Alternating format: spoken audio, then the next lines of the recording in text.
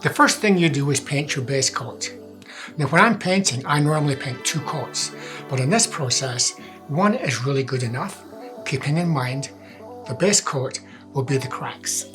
This is where the fun begins. I'm going to apply my Artisan Enhancements Crackle Tex. All you have to do is apply the Crackle Tex on a cross-hatch application.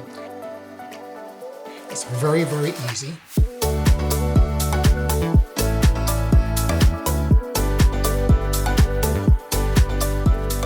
And let it dry. Now it's best to let this product dry naturally. Don't be cheating, don't use a hairdryer. Otherwise, the desired finish won't be as good. Now for the dark grey paint. When you apply it, don't cross-hatch. Apply it in nice straight lines.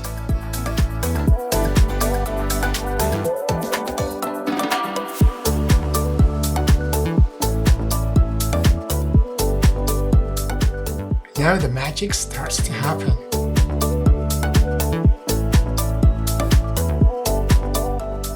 So here's our crackle finish.